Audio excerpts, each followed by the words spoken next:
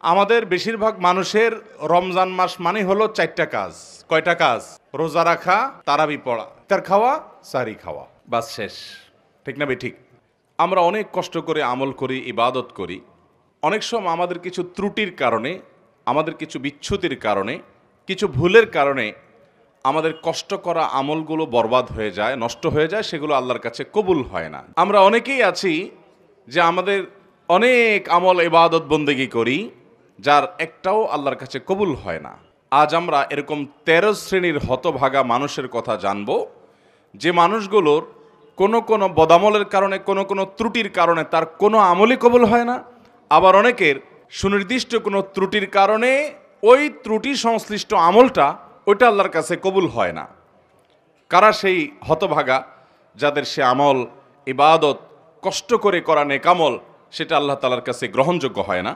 এর মধ্যে সর্বপ্রথম যে শ্রেণী মানুষের কথা আমরা বলবো তারা হলো কুফুর এবং শিরকে যারা লিপ্ত। কিসে লিপ্ত?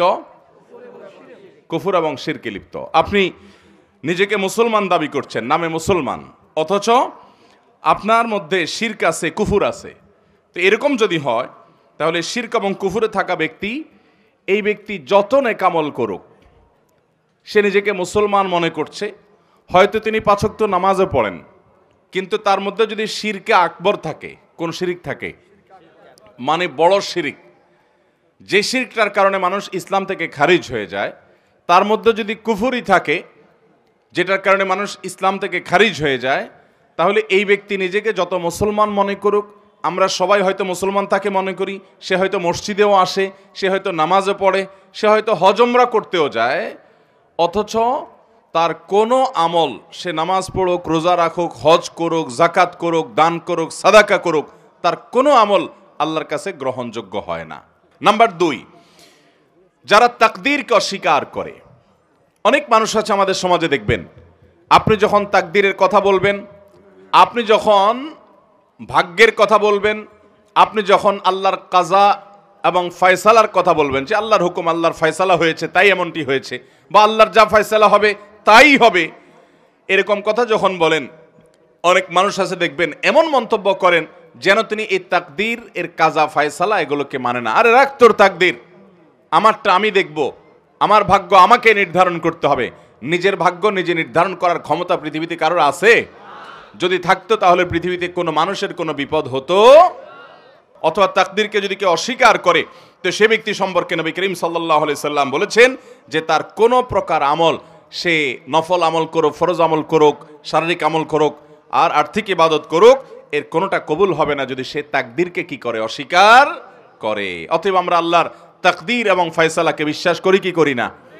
আল্লাহর তাকদীর এবং আল্লাহর ইলম, আল্লাহর ফয়সালার বাহিরে পৃথিবীতে একটি পাতাও নড়তে পারে না এবং নড়বেও না।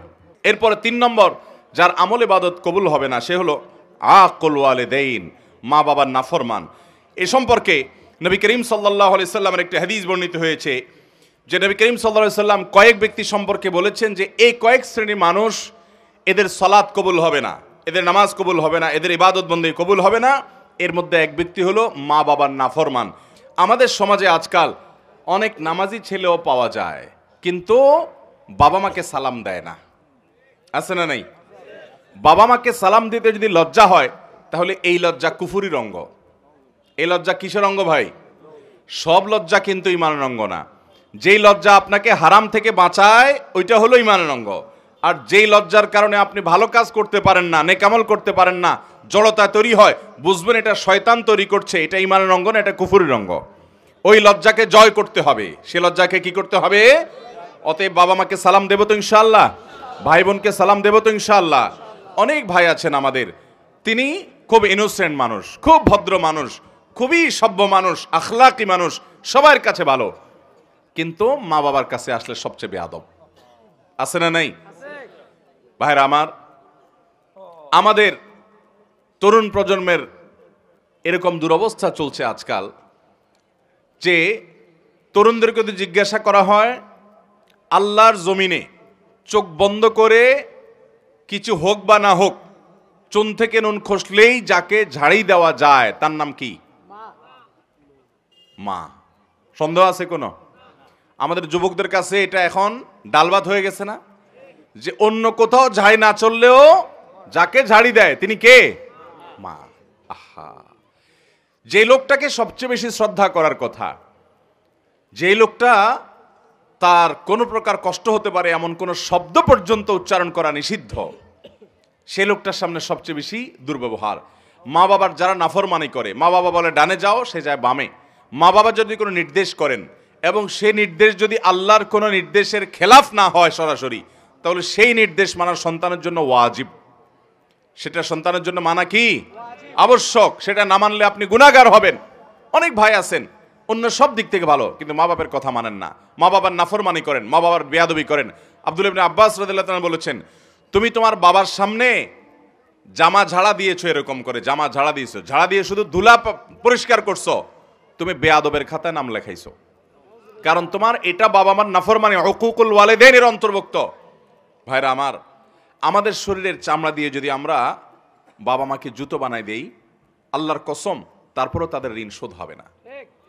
তাদের ঋণ আপনি শোধ করতে পারবেন না। আপনার বাপ অনেক খারাপ, আপনার মা অনেক খারাপ, আপনার কিছু করে না, তারা আপনার আরেক ভাইয়ের দিকে খেয়াল রাখে, আপনার দিকে খেয়াল রাখে না, আপনার শত বিচার থাকতে পারে, শত অভিযোগ থাকতে পারে, শুধু আপনার দুনিয়া আসার কারণ এবং মাধ্যম যে তারা হয়েছেন, এই ঋণটা সারা জীবন আপনি আদায় করে শেষ করতে পারবেন না। আল্লাহ তাআলা আমাদেরকে মা বাবার আনুগত্যকারী, মা বাবার হুকুম মান্যওয়ালা সন্তান হওয়ার তৌফিক দান করুন। মা বাবার অনুগত সন্তান হব তো ইনশাআল্লাহ। বাবা মার সামনে মাথা থাকবে নিচু ভাইরা, মাথা উঁচু হবে না। যদি কখনো জোরে কথা হয়ে যায়, দেরি করবেন না, সাথে সাথে পা জড়িয়ে যেভাবে হোক চোখের পানি ফেলে মাপ চেয়ে নেবেন। আপনার সন্তানদের সামনে, আপনার স্ত্রীর সামনে যদি জোরে কথা বলেন, তো আপনার স্ত্রী সন্তানের সামনে আবার মাপ চাবেন। ঠিক আছে তো ইনশাআল্লাহ? তাদের সামনেই আবার মাপ চাবেন। ভাইরা আমার, মানুষ হিসেবে আমাদের অনেকেরই হয়, আমার আব্বা আম্মার সাথে যদি কখনো আমার জোরে কথা বলা হয়ে গেছে, এরকম মনে হয় যদি আমি কারোর সামনে করেছি, তাদের সামনেই আবার তৎক্ষণাৎ যখন একটু হুঁশ ফিরে আসছে, কি করলাম আমি, সাথে সাথে চোখের পানি ফেলে মাপ চাওয়ার এই অভ্যাস সারা জীবন আমি ধরে রাখছি। 4 নম্বর, দান করে যে খোঁটা দেয় তার ওই দানটা কবুল হয় না। অন্যান্য আমল কবুল হয়, কিন্তু দানের আমলটা কবুল হয় না। যে দান করে কি করে? খোঁটা দেয়। আমরা যত মানুষ দান করি, বেশিরভাগ মানুষই দেখবেন বা একটা বড় অংশ দেখবেন আমাদের সমাজে, যারে দান করছে বিশেষ করে মানুষের উপকার করলে, এটা আমরা বিভিন্নভাবে ইনিয়ে বিনিয়ে ইশারা ইঙ্গিতে ঘুরিয়ে ফিরিয়ে বলার চেষ্টা করি। এই রোগটা আমাদের মধ্যে আছে না নাই? আল্লাহ তাআলা কোরআনে কারিমে বলেছেন, নেককার মানুষদের পরিচয় কি? সূরা দাহরের ভিতরে আবরার, মুত্তাকি, জান্নাতি মানুষের বৈশিষ্ট্য, তাদের গুণ, তাদের সিফাত উল্লেখ করতে গিয়ে আল্লাহ বলেছেন, ওয়ায়ুতঈমুনা আত-তাআমা আলা হুব্বিহি মিসকিনাও ওয়া ইয়াতীমাও ওয়া আসীরা। যে নেককার মানুষ হলেন তারা যারা আল্লাহর মহব্বতে মানুষকে খাদ্য দেয়, মিসকিনকে দেয়, বন্দীকে দেয়, এই মানুষগুলোকে দেয়, এবং বলে তারা লা নুরিদু মিনকুম জাযাআও ওয়ালা শুকুরা ইন্নামা নুতঈমুকুম লিওয়াজহিল্লাহ। তোমাদেরকে যা দিয়েছি আল্লাহর কাছে দিয়ে, আল্লাহর জন্য দিয়েছি। তোমাদের কাছ থেকে প্রতিদানও আশা করি না, ফিডব্যাকও আশা করি না, এমনকি থ্যাঙ্কসও আশা করি না। কি আশা করে না? থ্যাঙ্কসও আশা করে না, মানে স্বীকৃতিরও আশা করে না। আমরা অনেককে উপকার করার পর দেখা যায় সে এটা স্বীকারও করে না। সে যে স্বীকার করে না এটা তার দোষ। মাল্লাম ইয়াশকুরিন্না ইসলাম ইয়াশকুরিল্লাহ। সে স্বীকার না করার কারণে সে গুনাহগার হবে। কিন্তু আপনি স্বীকারের আশা করবেন না, তার স্বীকার দিয়ে আমি কি করব? আমার তো সওয়াব পাওয়া দরকার কার কাছে? আল্লাহর কাছে। যদি সওয়াব পাওয়ার দরকার হয়, আমি কারোর কাছ থেকে কোনো আশা করব? সে আমাকে চিনেও না এমন একটা ভাব ধরে, কোনো অসুবিধা নেই। তার চেনাচেনিতে কি আসবে যাবে? আমার রব যদি জানেন আমি দিয়েছি এবং তিনি যদি এটা সংরক্ষণ করেন, যথেষ্ট। আর কিছু দরকার আছে? এটা হলো দান। এই দানের সওয়াব পাওয়া যাবে। আর দান করে যার দান করছেন তারে আপনি বিভিন্নভাবে খোঁটা দিলেন, খোঁচাখুচি করে দিলেন না, মানুষ সামনে বলে বেড়ালেন, অথবা সে যেন স্বীকৃতি দেয় এটার আশায় বসে থাকলেন, তাহলে আপনার এই আমলের সওয়াব আল্লাহর কাছে পাবেন না। এই দান আল্লাহর কাছে কবুল হবে। আমার দেশে অনেক মানুষ আছে মসজিদ মাদ্রাসায় দান করে, কিন্তু উনি আশা করে ওনার নামটা মাইকে হুজুর জোর করে বলে দেখ। আছে না নাই? যদি তার উদ্দেশ্য থাকে যে আমারটা শুনে আমার আরেক বন্ধু দিবে, আরেকজন দিবে, উৎসাহিত করব অন্যদেরকে, তাহলে ঠিক আছে, সেটা হলে জায়েজ আছে। কারণ আল্লাহ তাআলা কোরআনে কারিমে বলেছেন যে ইন তুখফুস সাদাকাত ফানিআম্মা হিয়া। তার আগে অংশটা কি? ইন তুবদুস সাদাকাতি ফানিআম্মা হিয়া ওয়াইন তুখফুহা ওয়া তুতুহাল ফুকারা ইলা আখিল আয়া, যদি দান প্রকাশ্যে করো অর্থাৎ অন্যকে উৎসাহিত করার উদ্দেশ্যে তাহলে তো অনেক ভালো, আর যদি গোপনে করো যাতে করে তোমার ইখলাসের কোনো ঘাটতি না হয়, তো সেই দানেরও আল্লাহ তাআলা প্রশংসা করেছেন। এটা নিয়তের উপর নির্ভর করবে। আমি যখন ঢাকা এক মসজিদে নামাজ পড়াই 2002-03 সন এরকম সময় হবে, তখন আমার এক মুসল্লি মসজিদের ওই আল্লাহর, তাহলে ভাই যাদের আমল কবুল হয় না সে মানুষগুলোর 4 নম্বর মানুষ বলেছি যারা দান করে মানুষকে খোটা দেয়, তাদের অন্যান্য আমল কবুল হয় কিন্তু দানের আমলটা কবুল হয় না। 5 নম্বর ওই কপাল পোড়া এবং হতভাগা মানুষ যার কোনো আমল ইবাদত কিছুই কবুল হবে না, সে হলো নবী করিম সাল্লাল্লাহু আলাইহি সাল্লামের শহর মদিনায় মুনাওয়ারায় যে হারামে যে ফাসাদ সৃষ্টি করে, ফিতনা সৃষ্টি করে, অশান্তি সৃষ্টি করে, হাঙ্গামা করে, গন্ডগোল ফাসাদ করে। নবী করিম সাল্লাল্লাহু আলাইহি সাল্লামের হাদিস বর্ণিত হয়েছে বিষয়ে সহিহ বুখারীতে, তিনি বলেছেন এই মদিনা মান আহদাসা ফিহি হাদাসান, এখানে যে ব্যক্তি কোনো দুর্ঘটনা ঘটাবে, আও আওয়া মুহদিসান, অথবা এই মদিনায় কোনো দুর্ঘটনাকারীকে যে ব্যক্তি আশ্রয় দান করবে, ফাআলাইহি লাআনাতুল্লাহ ওয়াল মালাইকাতি ওয়ান নাসি আজমাইন, ওই ব্যক্তির উপর আল্লাহর লানত, ফেরেশতাদের লানত, সমস্ত মানুষের লানত বর্ষিত হয়। এবং লা ইকবালু মিনহু ইয়াউমাল কিয়ামাতি সালাতুন ওয়া সরফুন ওয়ালা আদলুন, কিয়ামতের দিন তার কোন আমল আল্লাহর কাছে কবুল হবে। তাহলে 5 নম্বর আমরা পেয়ে গেলাম, যে ব্যক্তি মদিনায় মসজিদে নববীতে বা মসজিদে নববী শুধু নয় হারামের যে এরিয়া মদিনাতে, এই এরিয়ার মধ্যে যে ব্যক্তি অশান্তি সৃষ্টি করে, ফাসাদ সৃষ্টি করে, এই ব্যক্তির আমল ইবাদত কিছু কবুল হয় না। নাম্বার 6, 2 ভাই আপন তারা যদি নিজেরা ঝগড়া লিপ্ত হয়, গন্ডগোল ফাসাদ মারামারিতে কাটাকাটিতে লিপ্ত হয়, তো এই 2 জনের ইবাদত কবুল হয় না। নবী করিম সাল্লাল্লাহু আলাইহি সাল্লাম বলেছেন সালাসাতুন লা তুরফাউ সালাতুহুম ফাওকা রুউসিহিম, 3 ব্যক্তি আছে যাদের নামাজ তাদের মাথার উপরে ওঠে না, অর্থাৎ আল্লাহর কাছে পৌঁছে না, কবুল হয় না। কারা? সেই ব্যক্তিগুলো হলো ওই ব্যক্তি, 3 ব্যক্তির কথা নবী সাল্লাল্লাহু আলাইহি সাল্লাম বলেছেন, এর ভিতরে এক ব্যক্তি হলো ওই ব্যক্তি ইখওয়ানে মুতাসারিমান, 2 ভাই যারা নিজেরা গন্ডগোল মারামারিতে লিপ্ত, আপন ভাই মারামারিতে লিপ্ত, অথচ আবার আমল ইবাদতও করে, নামাজ কালামও পড়ে, এরকম আছে না নাই? আছে না নাই বলেন? তো এরকম আমল ইবাদত করে কি লাভ হবে? 7 নম্বর ওই একই হাদিস যেটি ইবনে মাজাহ বর্ণিত হয়েছে যে 3 ব্যক্তির নামাজ তাদের মাথার উপর ওঠে না, তাদের মধ্যে আরেক ব্যক্তির কথা 7 নম্বরে বর্ণিত হয়েছে, সে হলো সেই ইমাম যে ইমাম মানুষের ইমামতি করে অথচ মানুষ তার উপরে যুক্তিসঙ্গত কারণে অসন্তুষ্ট। এরকম অনেক ইমাম আছে না নাই? এখানে বড় ইমামতের ইমামও হতে পারে, ছোট ইমামতের ইমামও হতে পারে। বড় ইমামতের ইমাম মানে রাষ্ট্র শাসক শাসন করে, কোন অঞ্চলের শাসন করে, যে কোনো পর্যায়ের শাসক। আর ছোট ইমামতের ইমাম মানে হলো ওয়াক্তিয়া নামাজের ইমামতের ইমাম। যে কোনো ইমাম হোক না কেন, তিনি নেতৃত্ব দিচ্ছেন, তিনি মানুষের নেতা হয়েছেন, তিনি ইমামতি করছেন, অথচ যারা তার পেছনে অনুসরণ করছেন তারা যুক্তিসঙ্গত কারণে তার উপর অসন্তুষ্ট। অযৌক্তিক কারণে তো বাংলাদেশের 100 ইমামের উপরেই কম বেশি মুসল্লিরা অসন্তুষ্ট আছে না নাই? হুজুরদের উপরে শতভাগ সন্তুষ্ট এরকম মুসল্লি, এরকম মসজিদ পাওয়া যাবে না। তাছাড়া হুজুররাও মানুষ শতভাগ সন্তুষ্ট হওয়া সম্ভব না, কিন্তু যৌক্তিক কারণে বেশিরভাগ মুসল্লি বা সব মুসল্লিরাই অসন্তুষ্ট, কিন্তু হুজুরের খুঁটির জোর বেশি, গায়ের জোর বেশি, এই জন্য হুজুরের সরানো যায় না। এরকম কিছু হুজুর আছে না নাই? অথচ ওই হুজুর অনেক নাজায়েজ কাজে লিপ্ত, মানুষ ভয়ে বলতেও পারে না, কারণ হুজুর বড় বড় পাওয়ার আলাদের সাথে হাত রাখে, আছে না নাই?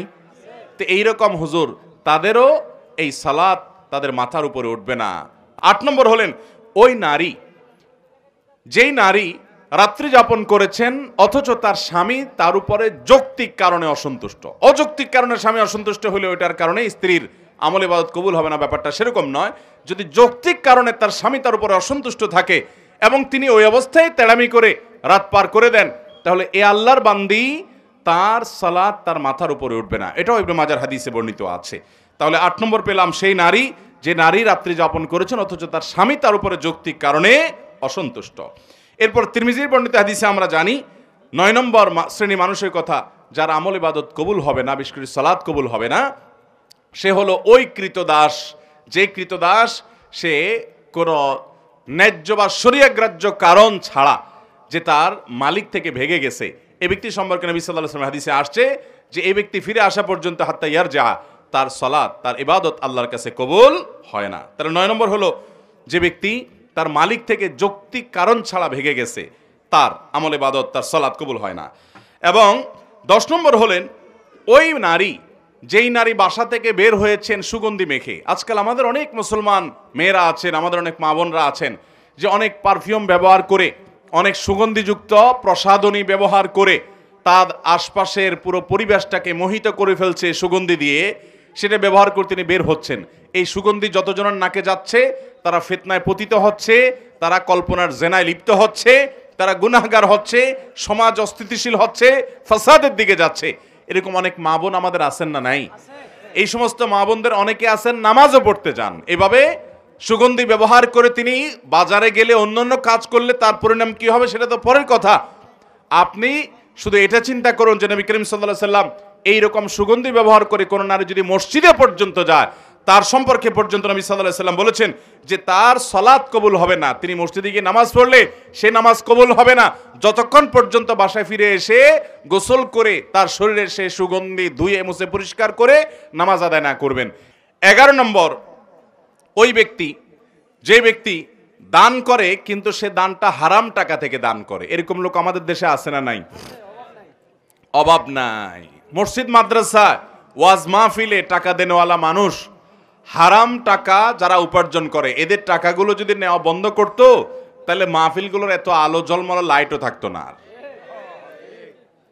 মসজিদ মাদ্রাসা ওয়াজ মাহফিল আমরা যারা করি, এর পরিচালনার সাথে যারা জড়িত, এদের মধ্যে খুব অল্প সংখ্যক মানুষ আছে যে ইসলামটাকে ভালো করে বুঝছে, যার কারণে না বোঝার কারণে তারা মসজিদটাকে চকচকা ফকফকা করার জন্য যে টাকা দেয় হুমড়ি খেয়ে নেয়।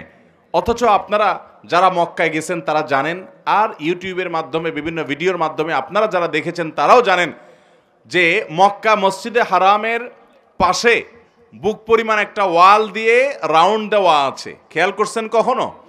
এটাকে বলা হয় হাতিমে কাবা। এটা কাবার এরিয়া। ইব্রাহিম আলাইহিস সালাম যে কাবা পুনর্নির্মাণ করেছিলেন, এই জায়গাটা কাবার ভিতরে ছিল।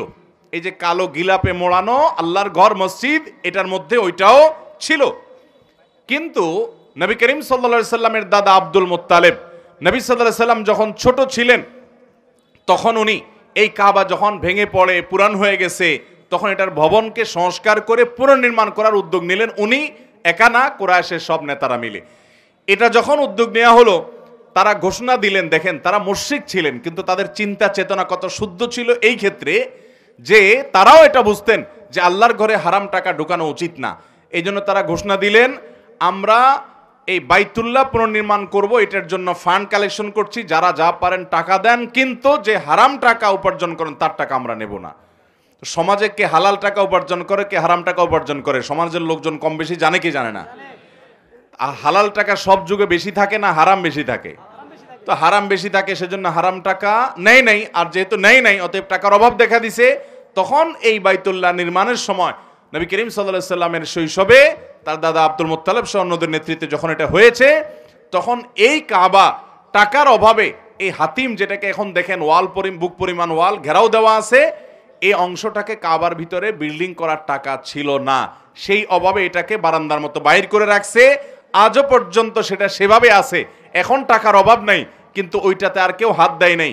সেটা যেন আমাদের শিক্ষা দেয় যে আমরা আল্লাহর ঘরে ধর্মীয় কাজে, ভালো কাজে হারামখোরদের হারাম টাকা না নেই। চেষ্টা করবো তো ইনশাআল্লাহ।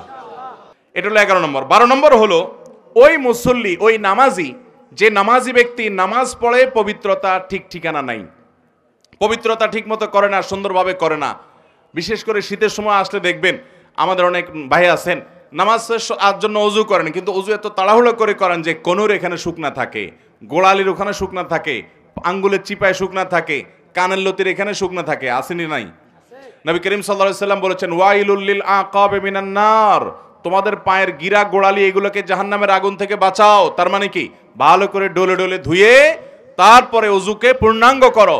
অজুর যত নির্দেশ আছে ওলামায়ে কেরাম বলতে পারবেন, অজু সম্পর্কিত যত নির্দেশ নবী করিম সাল্লাল্লাহু আলাইহি সাল্লামের আছে, তার সবগুলোতে একটা শব্দ আছে, সেটা হলো ইসবাগুল ওযু, আসবিগুল ওযু। তার মানে আকমিলুল ওযু, অর্থাৎ অজুকে পরিপূর্ণভাবে করো, উত্তম রূপে করো, ভালোভাবে করো। অজু ভালোভাবে করার মানে এই না যে পানি এক বালতি খরচ করেন, পানি খরচ করবেন কম, কিন্তু কোনো জায়গায় শুকনা থাকতে পারবে না, ভালো করে ডলে দিতে হবে। 13 নম্বর এবং সর্বশেষ হলো, যেই নারী নামাজ পড়ে, প্রাপ্তবয়স্কা নারী, অথচ তার মাথায় ওড়না নাই, যেভাবে ওড়না দেওয়া দরকার, অর্থাৎ নামাজের জন্য যতটুকু সতর ঢাকা দরকার ততটুকু যদি ঢাকা না থাকে, তাহলে তারও কি হবে না, ওই নামাজ কবুল হবে না। তিরমিজি হাদিসে আসছে, নবী করিম সাল্লাল্লাহু আলাইহি ওয়াসাল্লাম বলেছেন, লা তুকবালু সলাতু হাইদিন ইল্লা বিল খিমার। একজন প্রাপ্তবয়স্কা নারী তিনি খেমার অর্থাৎ ওড়না ছাড়া, অর্থাৎ সতর পরিপূর্ণভাবে ঢাকা ছাড়া নামাজ পড়লে নামাজ হবে না।